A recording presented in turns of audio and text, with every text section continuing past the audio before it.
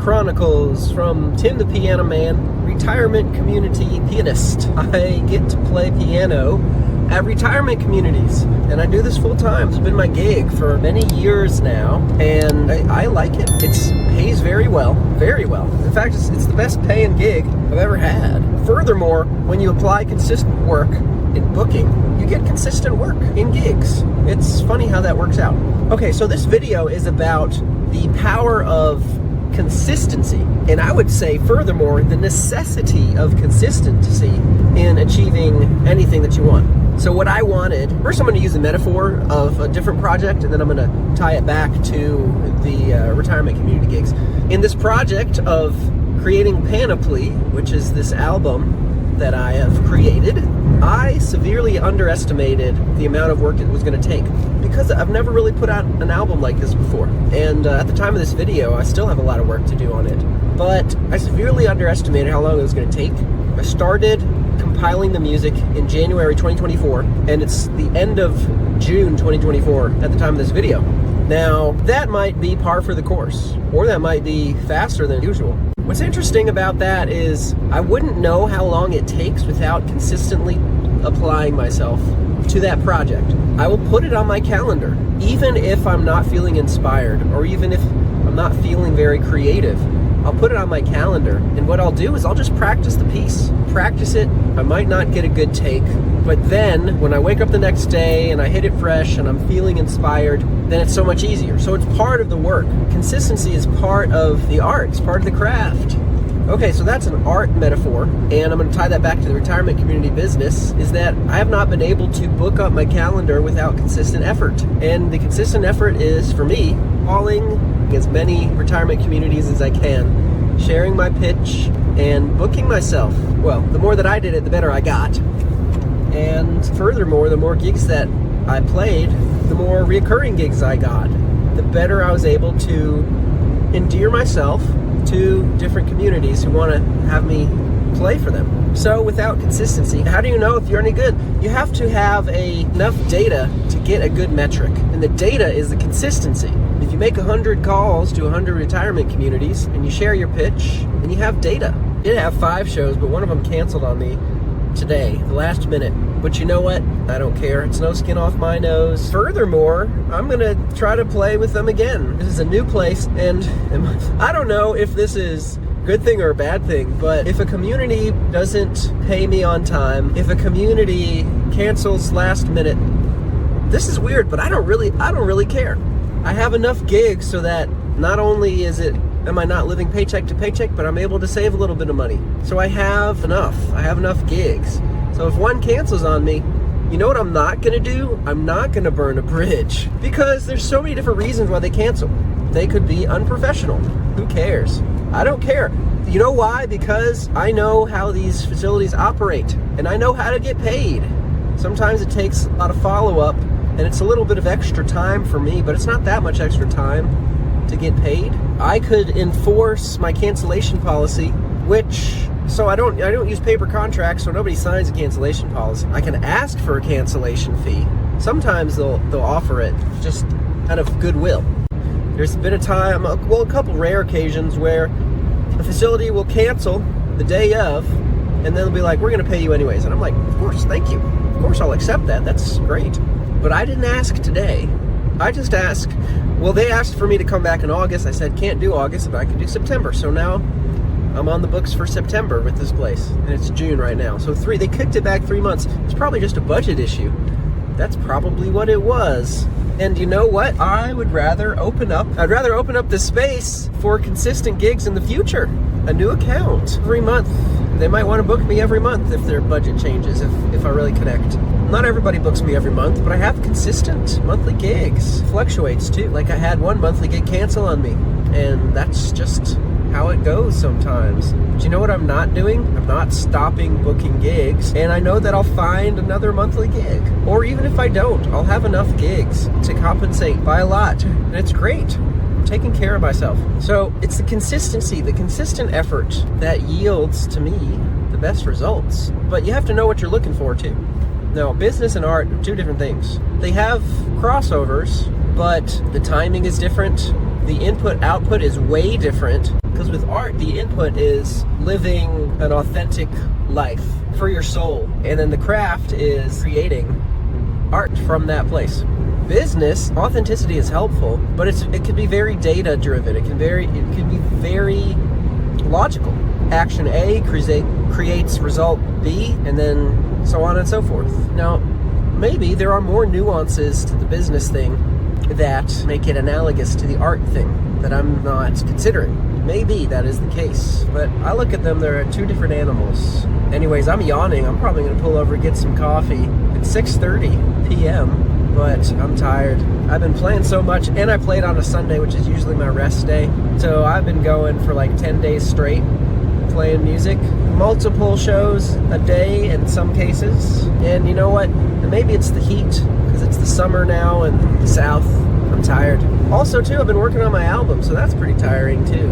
And I've been running an eBay side hustle. I sold like 10 things on eBay and made an extra $700. That's cool. And I like working, and I like having consistent work, and I like my projects. I like my life. And so I don't feel burnout because I love what I do. I do need to take reasonable rest. So when I get home, I'm gonna hop in a bath with Epsom salts, and I'm gonna breathe deep, oxygenate my lungs, and maybe I'll read and just go to bed. Then I'm gonna wake up and do it again. I have 4 gigs? Yeah, 4 gigs tomorrow in Senatobia and Oxford, Mississippi. Just a little jaunt down the road from Memphis. And I have some time in between, so I'll probably go thrifting. I'll probably do that. Today I got some stoneware from the Goodwill.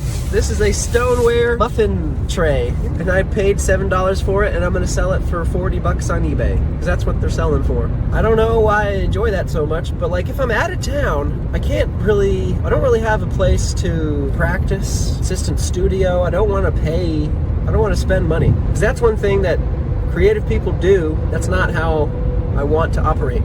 So I go to thrift stores and I buy things that I can buy and then sell for a profit on eBay or Facebook. I have free time. I have like 2 or 3 hours tomorrow in Oxford. I did do some writing at one point. I was trying to get into science fiction. I had a draft. It was very, very rough. And I did write an ebook called Easy Piano Gigs. Although honestly, I'm thinking of changing the title, because it would only be easy if I did all the work, or if I had some system or business set up to do all the work, and then I gave the gigs to artists, to piano players. That would be the easiest way for it, honestly. And that's definitely a consideration for me, because I want the elderly to be entertained. The music is changing. Like, I'm getting requests for the Eagles now for rock and roll, and so the music is like, the people that are retiring are experiencing the music revolution of the 60s, cultural revolution of the 60s, and they want to hear that kind of music now, which is way different from the 50s. So if I can figure out a way to book these gigs for other piano players consistently, like I do for myself, I would like that very much, because I enjoy what I do. I really like working from home and booking the gigs. I like the feeling of waking up, going to the gym, eating, showering, getting ready for the day, dressing up, putting on a button-up shirt. That's like Tim in business mode. That's what I do to put myself in business mode, is I wear a button-up shirt. Somehow it does it to me. We all have different masks that we wear, but it doesn't mean that it's inauthentic necessarily. It's just a role that we play. We play different roles. You speak differently to your mother than you do your friends. And, well, at least I do. I mean, there's things that I talk about with my friends that I'll not share with my mother, and vice versa. It's a different role that I'm playing, friend versus son. So, too, when I put on a button-up shirt, then I'm in business mode, and I operate differently when I'm in business mode. But I like working from home. I really do. I can make calls, and I can do things like around the house that I need to get done with my hands to keep it busy, fold clothes if I need to, clean the kitchen. I can turn my Roomba vacuum on, goes chirping away, and it's just a satisfying sort of homey nesting kind of feeling I get when I work from home, because I can be consistent. So I'm wondering, I'm speaking out loud. This is fresh. This is straight from the ether. My thoughts are, I wonder how much business I would have to do, how much booking I would have to do to consistently book, say, 4 piano players. I'm anticipating that not everybody's going to want to play as much music as I do. I'm pushing myself, and I'm a healthy guy. Like, I have stamina and I can play 5 gigs in a day. But if I do that every day without a break, even, I still get tired. However, I wonder if I was able to offer that to a musician if they would take it. Like, I have a couple friends colleagues that I throw gigs to if I can't play. I wonder if anybody would want to just take over my schedule 1 month, or like a couple musicians would take over my schedule. That would be interesting to me. Well, usually, and I think I could be really successful at this, usually I don't have a ton of time to book gigs because I'm playing so many gigs. Even in the first 2 weeks is when I book the gigs for the next month. Even in the first 2 weeks, it's not full-time booking, it's just part-time. And then in April, I had like 3 days with no gigs in prime booking time, and I booked like a madman, like a dog on the bone. And then the next month, May, was my best month ever.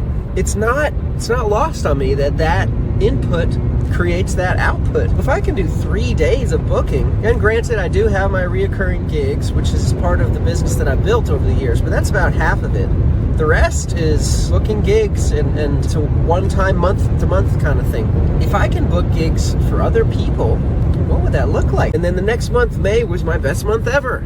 It's not lost on me that input creates that output. If I can do 3 days of booking, and granted, I do have my reoccurring gigs, which is part of the business that I've built over the years, but that's about half of it. The rest is booking gigs and it's a one-time, month-to-month kind of thing. If I can book gigs for other people, what would that look like? If it's only 3 days to fill out my calendar, say 50%, then that's like 25 gigs after 3 days of booking. Let's say every day is equal and consistent. 3 days, okay, what's 25 divided by 3? Well, 24 divided by 3 is 8. Okay, so 8 gigs a day. If I can book 8 gigs a day, then if I do that every day for the entire month, I'm just speaking out loud, like I'm formulating this idea in my head right now. 8 gigs a day for other musicians would give me, let's see, 8 times 5 is 40. 40 times 4 weeks, 40, 80 times 2, 160 gigs. 160 gigs. Okay, if I can put 160 gigs on the books for other musicians, I don't have to travel. I wouldn't even play a single gig. That would be weird. Say I'm booking them at 150 and I take 25% or 20%. That's what, like $30, something like that. Let's say 25 for math's sake.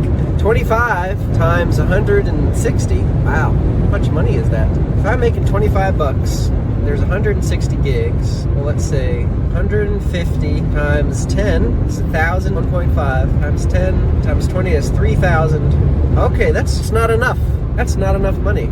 I'd have to figure out a different way to do it. All right, well, that's the conclusion of that idea. It's definitely not formed yet in the right way that it would be advantageous for me to work on that. Maybe I'll need to take a bigger cut or like automate it somehow. I don't know, but I'll figure it out. Maybe I could sell it like as a package. That'd be cool. Like all the gigs at once for a big discount. Maybe that could work. Coffee time. Thanks for watching. Be sure to like and subscribe. Tim the Piano Man. Appreciate it.